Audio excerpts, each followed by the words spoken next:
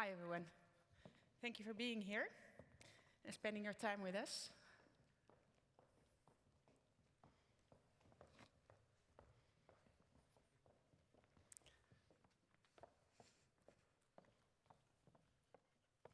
These are our panelists. I will do a first introduction.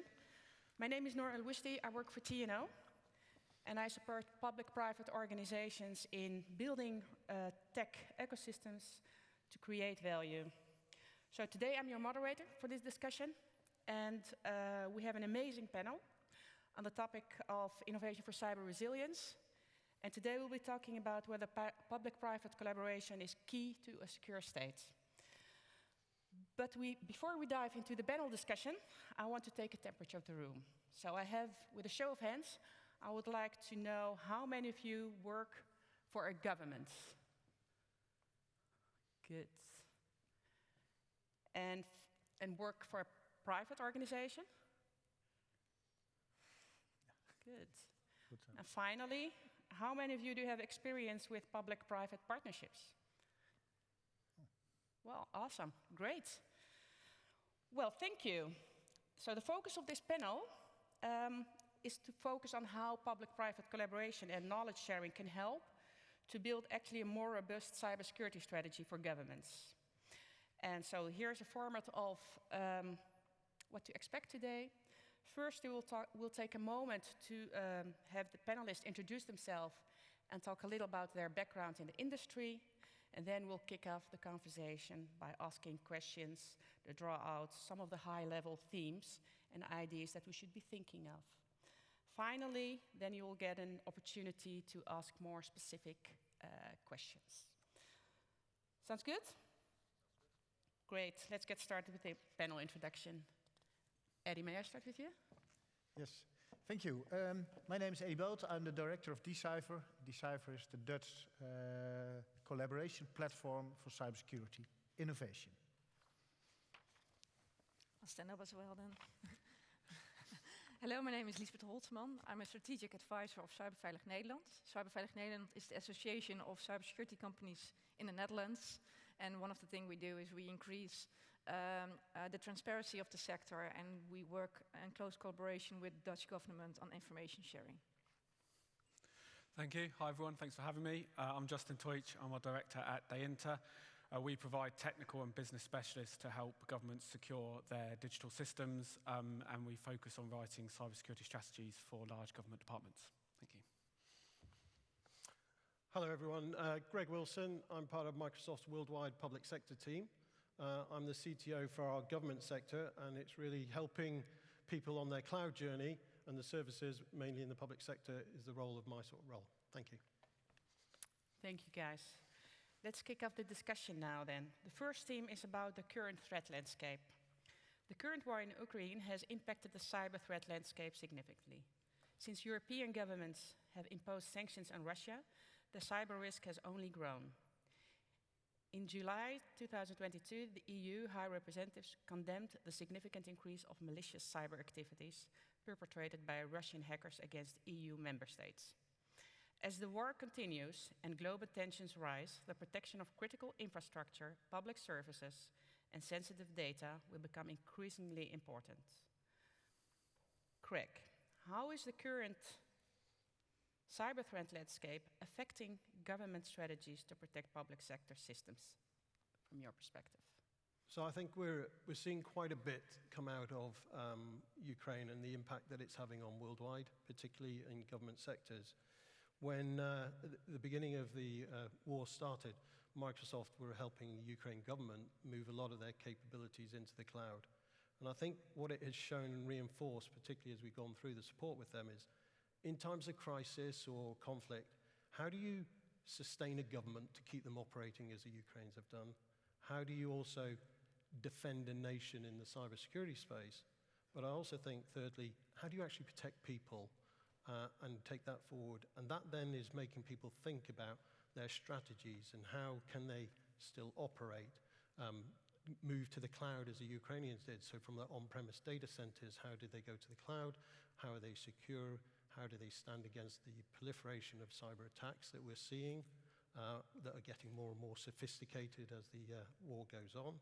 And also, what does it mean about protecting people and everything from collecting evidence of what's happening to also, helping the refugees and everything else. So I think that is changing the strategies of how public sector governments think about their approach to digital technology and how do they transform, but also then sustain as they go forward. And we're seeing that quite a bit. Justin, with regards to this transformation process of governments, what is your perspective on that? Yeah, so I think we're clearly in a heightened threat landscape, and actually that's coming off the back of moving to a heightened threat landscape from COVID-19 and from other events. What we're seeing is there's kind of two phases. There's an acute phase, when an event that raises the threat posture. In that, we tend to focus over the critical risks, putting interventions in to defend our critical assets and make sure we can address the immediate resilience. And then we move into a protracted phase. In the protracted phase, this is where the threat landscape doesn't go back to what it was before. It stays at a heightened level. In here, we need to think about how we sustainably take forward that cyber strategy across government, public sector, and private sector, how we build the skills, how we rely on the collaboration between private and public sector to bring in the innovations that mean that we can keep at that level without burning out our staff, our resources, and also the technology. So yeah, I think we're very much in that acute phase, and we'll start to transition to that protracted phase where we need to really build that innovation between private and public sector. I think Liesbeth also wants to share her view. Yeah, I also think that the Ukraine crisis shows us that we need public-private partnerships. For example, we as the Dutch cybersecurity sector, we help to give the Dutch National Cybersecurity Center insight on what's going on in the digital world and what actors are coming into us. So I think what Ukraine shows us that it's not only the government who has all the information about what's going on, and that it needs to have better collaboration with the private sector on information. Interesting. So which also brings us to move to the next theme, and that is the challenges that we face due to this development, right? Yes. So although the shift towards digital public services is welcome, with these services come increased vulnerabilities. In a historical underinvested area, governments need to explore how they can meet the challenges they are faced with to ensure cybersecurity in a context, tightening budgets and a competitive job market. Eddy, as public service increasingly shift towards being delivered digitally, what privacy and security concerns do government need to address? Well, I think there's a whole range, of course. I think we just touched on the topic of Ukraine, which increased the urgency, but also the necessity for speed, as Liesbeth also mentioned. And I think the themes are not very different. It's only the approach that we need to reconsider. It has to be more quickly. I think the bad guys have more R&D budget than we have as public-private. I think that's a safe assumption. I think they can be quicker because they don't have too many processes and managers to hold them up, as we do. So I think, to answer your question briefly, I think it's the same themes. It's about security by design, it's supply management security, it's IT, OT, it's data connectivity, and so on and so on. The themes are not new. I think the approaches should be more novel. It seems like that we know how to address these challenges, but what are the barriers to actually establish these innovations? Mostly assumptions. And let me explain that. I think the private sector has assumes that the public is always slow, regulation is coming up slowly, policy making is slowly, and so on. And on the other hand, the public side is carefully to let the market work for themselves. So for me, as a collaboration platform, it's important to bring both perspectives together and find common ground. From the different perspectives that we need from each other, can we find common ground? Can we formulate a certain ambition where we want to stand in a couple of years? And can we work together towards that? So we need to sit together at a table or at a panel like this and exchange opinions until we have that common ground. I think the urgency is clear by now. It's now the matter how to do it. Justin? Yeah, I was going to add, there are those barriers, but the reality is that the barrier between private and public sector is already blurred. So we no longer are in a situation where we have very tightly controlled supply chains. If we look across the products and services that we have within government technology and government services, they already reach out to a huge supply chain that's distributed across both national and international boundaries. So I think ultimately, that barrier is there, that perceived barrier, but the reality is that we're already in this together. Yeah. So we've kind of gone past the phase of being able to deal with it in those ivory towers. And actually it's quite interesting when we bring together people from an international audience. Those suppliers are the same throughout that, so there can be common approaches to that collaboration to kind of build those barriers down a bit. Craig, maybe from a corporate perspective and a so from corporate perspective, yeah. and experience on both being in public sector and then in the private sector myself, is it is a partnership, and it's understanding that strategic partnership that goes forward. But I think if we're truly going to innovate as we go forward, it's how do you unleash that creativity? How do we address, as the technology moves, some of the regulations and some of what have been norms up until now? So, for example, if you go to the cloud and the defense, as we saw with the Ukraine example, what's it mean for things like data residency? How do we challenge some of those sort of norms and the security that can be done in different ways? And then also, I think if we are truly going to unlock the innovation, and I'm sure many of the SMEs that are here today would agree, it's how do we think about the procurement cycle and being able to leverage things at pace as opposed to protracted contracts, and listen with a sort of alpha-beta type approach to full delivery. So that to me is something about you design security in from the beginning, but you're growing that trust, and that trust is from the end user, but also with the partners. Mm. And what I like to add is that's also, we have different insights, but we have the main goal, Yeah. to build resilience in country, in the world. And for example, as Cyberveilig Nederland, we work in close cooperation with the Dutch National Cybersecurity Center and the Dutch police on ransomware. And incident response parties have different kind of information about a ransomware attack than the police and the National Cybersecurity Council has, Cybersecurity Center has. But we need to share these insights to be more resilient. For example, for a cybersecurity company, it's very interesting to know what kind of actor. Is it Lockbit, is it Conti, or whatever ransomware groups are we aiming at?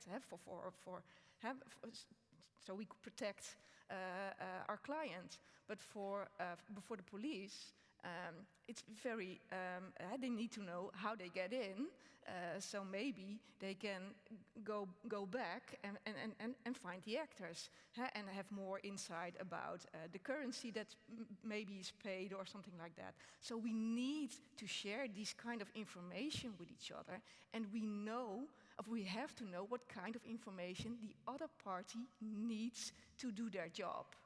And that's something that we still have to work on together in sharing insights, and it could also be a basis for innovation. That's good. So maybe if I'm allowed to summarize, so what I've actually heard is we need a common ground between public and private and work towards two. On the other hand, also have a good understanding what kind of information and how to share the information, and also heard the capability aspects. And maybe to move on the last remark, Liesbeth, is we need innovations. So how do we integrate these innovations? I mean, there is a need on both sides, from a public as a private part, and we need to come to a digital or cybersecurity strategy in this. So to achieve a greater degree of public sector cyber resilience as cyber threats continue to evolve, public and private sector must work more effectively to share and integrate innovations and best practices at pace. What can the public sector learn from the private sector in order to bolster their enterprise cyber resilience? Maybe to start with the private sector in this. Yeah, absolutely. Well, I think innovation is often unlocked when there's a kind of unvetted conversation around what the needs are. And in the private sector, that conversation's been happening for a long time around what are the challenges, what's the risk appetite of those industries, what are the challenges they're facing. And I think the public sector, in collaboration with the private sector, needs to understand a way to articulate that effectively into their suppliers, into the people they're collaborating with, but also across other government departments, to be able to start getting the conversation around what those key challenges are and leveraging from that. The other thing that I think the private sector has done particularly well in this is learning from other industries. If we think about things like health and safety, it's about getting the basics right, and the same thing applies to cyber resilience. We can't always just focus on the biggest risks. We need to bring the whole level of the organization up so that everyone at every point knows what they need to do and how to address that. And we've seen that in other industries, and I think the private sector really take leverage of that and learn from those tangential industries. And I think it's not only about increasing resilience, but also make sure that that the actors don't find you. How can you make sure that because otherwise it's only sticking blisters on wounds, and what you have to make sure that you're unattractive for the actors. So it's both. It's on increasing resilience. Make sure you take the just measurements to protect you from an attack, but also you have to make sure that the attackers don't find you attractive. But what does the private sector in particular do exceptional that the public sector could learn from?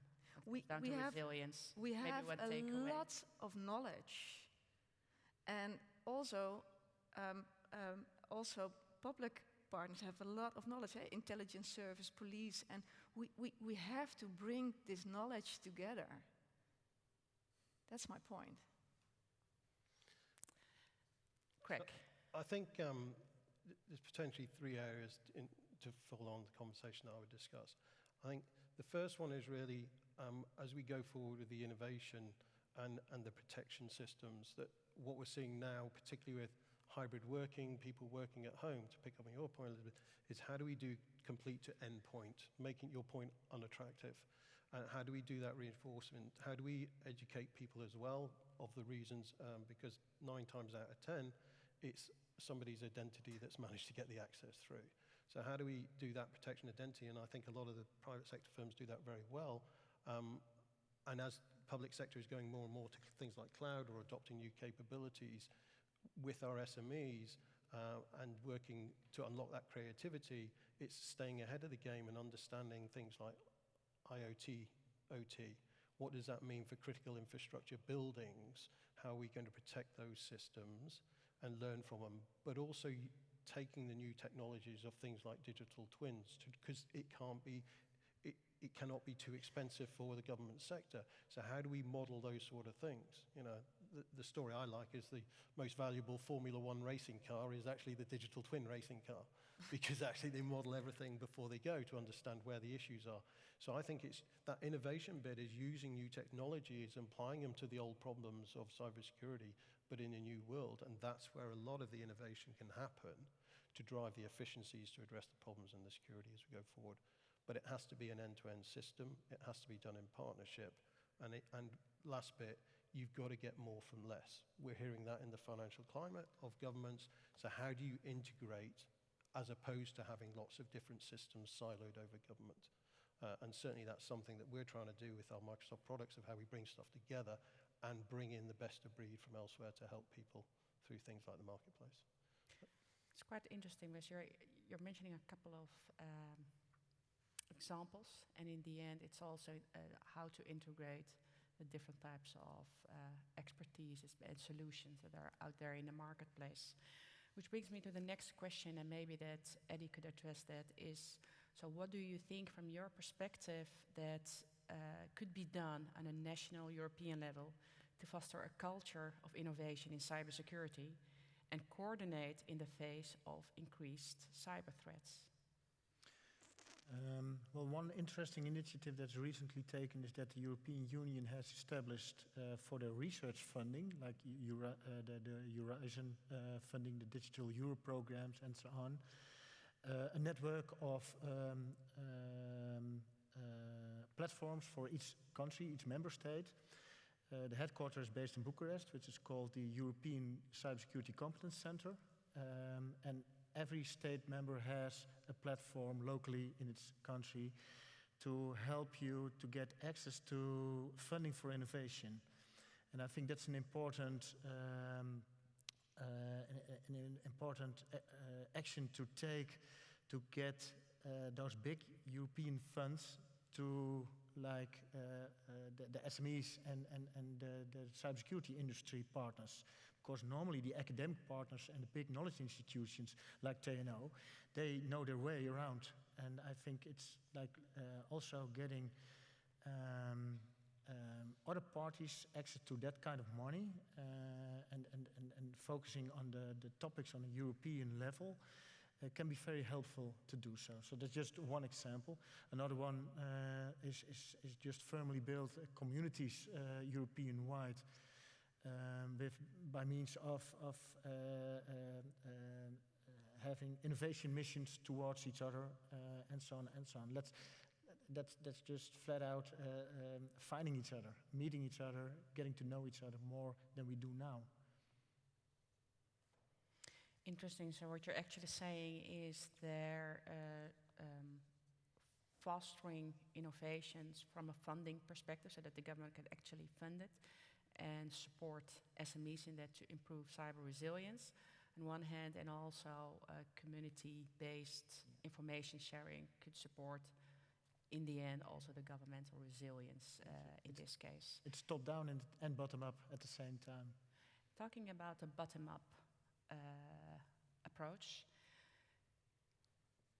Justin, you're in the tech ecosystem approach. Could you share one of the most innovative solution you have seen that could bolster cyber resilience of governments? Yeah, the magic one. Yeah, help us. Choose a good one now. I'm a big believer, as you've heard, of getting the basics right. And one of the most innovative approaches I saw in the UK health and care sector. So it's made up of thousands of independent organisations, and as independent organisations, they can go out and get their own IT systems. They can go and choose their own suppliers. One of the things they can do is get their own internet access. So one of the challenges in trying to innovate is say, how do we increase central visibility to understand the overall threat, but retain local control? So what they did is they implemented a national scale next generation firewall called Secure Boundary that effectively allowed all of the individual organisations to point their unprotected internet traffic at it. What that did quite simply overnight was get a single view of the threat across the entire system. It maintained control at local levels, and also critically it took away some of the pressures on local resources in procuring those systems locally. So actually I think today they've got something like 75% of all of the secondary care in the UK looking at this single solution, and they've been able to innovate around that. So the reason I choose that is it's not about reinventing, it's about going back to those basics, putting something in, addressing the skill shortage, and ultimately bringing the whole system up, so therefore that resilience makes it a more of a hard target to go after. So for me, that's one of the most innovative approaches I saw. Yeah, lovely example. How about Greg, what is your... I think we see lots of amazing innovation take place from people all across the ecosystem. I think where we see it the most, though, is actually, and probably one of the biggest blockers to it, is if they do not address technical debt and the legacy. And to me, that is probably the firms that do well are either some of them born in the cloud natives, or they've not got a technical debt problem and legacy upgrades. And so once they're beginning to not spend their money in trying to maintain out-of-date platforms or software and being able to do the latest advance, exploit and get into the DevOps space, then we see some amazing stuff from in the health sector, in genomes, in research, stuff going on in the space center, going forward, or actual support that was done very much to a lot of the health organisations through COVID. So for me, I think it unlocks it if you've addressed your digital technical debt issues. Yeah, and a unified approach for common ground. And what I'd like to add is mostly we all think about technical measurements. We're all techies, but sometimes it could be just a simple innovation about human behavior or organizational things that help to increase to be more robust. And sometimes we can help technical solutions to make sure that our measurement on a human factor helps. For example, how can you make sure that all the things you do about phishing or something else, how do we make sure that it actually works? It's not just clicking yes, no, maybe, or whatever.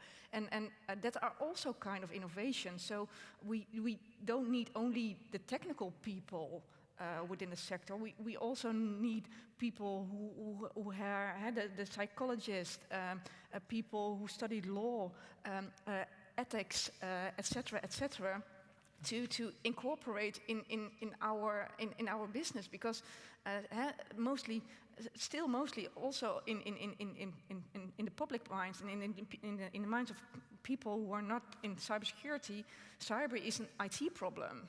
But it's not. It's a business problem with a lot of IT in it.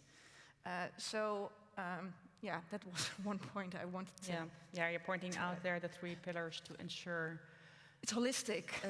The people, process, technology approach, and it's not only the technology part which should gain the most attention. I think you make a good point about the ownership, and it's not just digital technology. For this to work and sustain beyond the initial digital transformation, it is CEO's engagement. It's not something that can always default to the CIO or the CISO or CDIO. And therefore, how do you do that? Because actually, if you want to go from digital transformation into what we call digital perseverance, then actually that can only be driven if it's aligned to the business outcomes. And those firms that recognize it at the CEO level or are the type of startups that are fast in the digital space recognize that, because it's linked to the bottom line and they move faster. And that unlocks the innovation that we're after and the partnerships.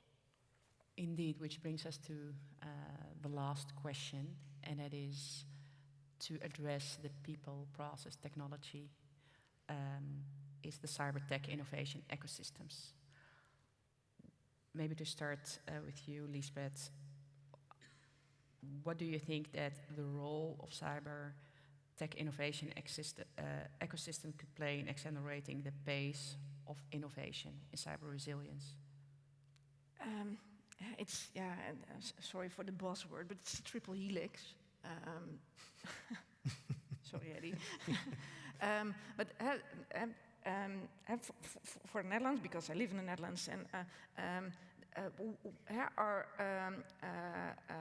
our university, our research, cybersecurity research is top-notch in the Netherlands. It's really, really good. But somehow it didn't reach cybersecurity companies to collaborate with each other and to have on the TRL things to innovate. And that's one of the things that dcypher stands for, and really helping each other to talk with each other. We need the Dutch government. We have a new strategy, the Dutch cybersecurity strategy, and that's a landmark from the Dutch government. Okay, for the next 6 years, these are the really important things that we want to work on. So that's one of the parties you need. The other party is the research, because we need very smart people to think about things that we didn't think about. And we need the industry to actually make products or services to reach the whole public to be more resilient. So, yeah. And to add to that whole list of actors that should play a role in this. I think the end user is the most important. Thank you. Because if it is not demand-driven, your technology push will fall somewhere in a valley of death along the way. So I think all those actors should be on the table. And I also want to add to your fine overview is we need critical mass. It also refers to your question with regard to the European Union, including the UK, of course, Greg. Just kidding there. We need critical mass on the really wicked, tough problems. You mentioned the digital twin, which is very complex and costly to make. I could also add to that the post-quantum crypto, automated security, cybersecurity with artificial intelligence in it. These are really complex problems to tackle. We can only do that on a bigger scale than separate countries. We also need, as Liesbeth said, we need the beta studies, but we also need the other points of view, like on human behavior, on processes, on law, and so on, to tackle those cybersecurity problems at the core. Otherwise, we will put, as you just mentioned, only blisters on wounds the whole day, and you can make a profit model of it. I'm not sure if you're happy to doing that for the next years, but I think it's much more satisfying, and also from a societal perspective, much better to get to the core of the problems and really delve into that and find solutions for that together. Thank you, Eddy. And maybe for a final wrap-up, a final comment from the panelists on how the digital tech ecosystem could accelerate the pace of innovations. In one final remark, Liesbeth. Share information. Sharing information. Justin? Focus on people. People. I think it is sharing of information and partnership, but it's also the building of trust of the end user. And Eddy, I know you gave a great introduction, maybe a final remark. Yes, it's like doing the dishes after a fine meal. It's hard work. You have to do it, it's hygiene, but it's also fun to do it together. Good. So sharing information together, people, and the end user. These are the ingredients. And building accelerate the pace. Yeah, good. Thank you. Now we'll open up the floor to give you an opportunity to ask specific questions. We'll have 5 minutes for that. So be quick. I see a question there. Could you stand up? Do we have a mic near? No. Then you have to shout. Sorry.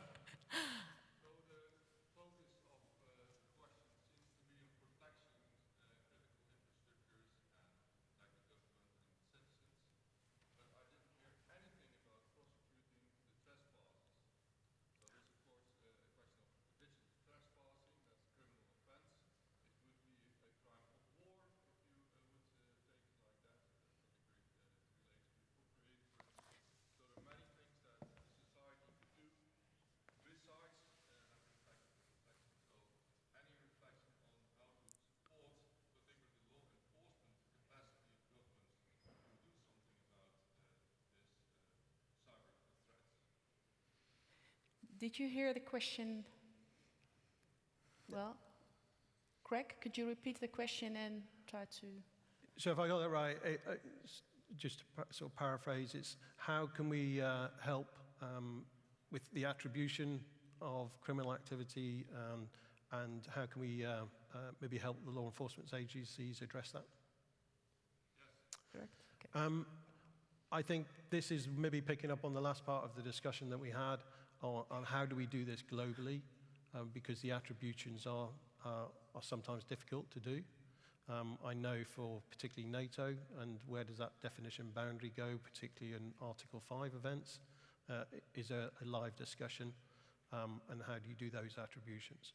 But I do also think that in certain circumstances, if we're not not at large scales, maybe nation-state events, you know, how we can do some of the cybercrime attribution, how we can support police and safety and justice organizations in some of their evidence collecting, we can do. Certainly, it's well advertised that collection of data and what's been done in conflict worlds against the Geneva Convention can be captured and analytics done to try and do area work on that. So to me, it's how our technology can support it. I think the wider issue is a regulatory policy and law issue on where is the boundary of attribution and how they were going to take that forward. That obviously we're keen to help in those discussions and how we can sort of justify the evidence from the digital world. But it comes back to maybe my last point: how do you trust that, and how do we get the lawmakers to acknowledge that as we go forward? Yeah, it's a very complicated topic. It's a good question, first of all. And I think one of the things that makes it very complicated when we're talking around the digital space is the location and ownership of the data and where it sits.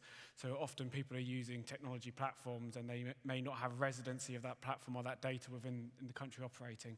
So I do think, picking up on Greg's point on the legislation, that's critical to this. In the UK, there's a lot of work on a legislation called COPO, which is around more efficiently warranting data from overseas partners. And I think part of this sits fundamentally. It's the legislation needs to be there to enable that communication of data and to try to identify those nefarious actors to bring them to justice.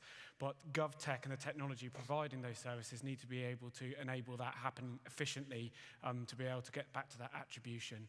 And I think we need to look forward and say, let's take advantage of transformations like 5G. Let's take advantage of new telecommunications, new digital technology, and make the job of the law enforcement more efficient in the future as well. And let's learn those lessons from previous history. And sometimes it's just about grabbing the low-hanging fruit. For example, we in the Netherlands work together with the police and incident response reports, and we actually know now from the police this kind of information we need to go into in a traject for conviction. If incident response parties don't know what kind of information the police needs for this, then you're not going any further. So sometimes it's just a very low fruit. Talk to each other. What kind of information do you need? What kind of information we have, and how can we bring it together to put an end on cyber criminals? Thank you, Liesbeth. Also, would like to give the opportunity to others to ask a question. Here in the front row. Thank you so much, and all the panelists, thank you so much. I'm Judith Merkies. I have a question, because I have a question. Isn't the question already a bit leading? Like, is public-private collaboration the key? Because what would be an alternative? Private, public? Is it possible to keep this, under wraps with the government? And Liesbeth, you mentioned the IT is not the problem, but the business. No. That's a very interesting remark, because isn't it that maybe decision-taking is the actual problem? Thank you. Good questions. So actually 2 questions. Is there an alternative to public-private? And is the problem not the decision-making? I think what suits best. It's not only public-private. Sometimes it's private-private and public-public, and sometimes we don't have to focus. The P's are for public and private, and in mixed alternatives. And the other things, yes, it's definitely about the decision makers. Cyber is what I said before. It's about business. So if you know what kind of technology is within your company, and maybe you're innovating on you're working in the agriculture, and you're going to have sensors on your land to make sure that's enough there's enough rain on the land or whatever. That means that you have to take different measurements because you have to know that the integrity of the data is correct, because otherwise your sensor doesn't work. So it's very important that we look into that C-level knows what kind of strategy they have and and the data. The data strategy within a company or within an organization, and then you can only take the adjust cybersecurity measurements. Unfortunately, we have to wrap up, so there's time for one last question. I'll take third, that lady over there. Yeah. Thank you very much, Daniela Mensky, Angoka. I have a question to maybe all of us. If the answer isn't a very, very strong yes, and in whatever other manifestations, how are we going to deal with all the new technologies that we want to reap the socioeconomic benefits for? Sort of smart city, smart mobility, all those new technologies that we're embarking on to reap the effects also for greener cities and a very different way of how we handle mobility, especially here in the Netherlands, in interesting topics. So if the answer isn't yes, how are we going to even embark on that next stage of development? I can give an answer to that. It's a very good question. Basically, what you're stating is that cybersecurity could be an enabler of the digital transition in many sectors. And I think in the Netherlands we have the so-called top sector policy from the Ministry of Economic Affairs and Climate Policies that aims at, for all the 10 sectors, to implement the digital transition as well. It's one of their tasks. And they have asked dcypher to bring public-private, bring together all the knowledge that is in those sectors, like kind of an end-user knowledge on the digital transition and the effects on it has on healthcare or agriculture and so on, and how that relates to cybersecurity. And I think it's the frame that Liesbeth just explained. It's like a business problem with a large IT component. Bringing that together in a big program is one of our accomplishments of this year. So the next 5 years we're going to do a program on all sectors in the Netherlands, enhancing the digital transition by means of increasing cybersecurity and all aspects. It's both technology push, like also the complex and wicked problems that we just discussed here, but also the application of cybersecurity with relation to organizational processes, law, human behavior, and so on. So it's an all-encompassing method to do that. And I think that's one example as we are going to do that in the Netherlands. It's going to be integral and nationwide.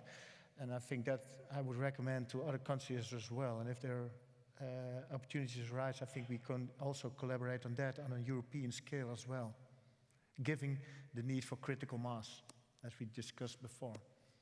Thank you, Eddy. So in short, an all-encompassing program approach on a national level and able to expand that on a European level. So maybe to wrap up, in short, building resilience is critical to pursue transformative digitization. The government can create carrots to enter its markets. The federal government can use its procurement to require security improvements in the software and tech everyone uses. Second, developing incentives and providing resources to support SMEs to prioritize cybersecurity. And finally, creating the right talent by programs that emphasize diversity. Finally, I would like to thank the speakers, the panelists, and the audience for your participation. Thank you. Thank you.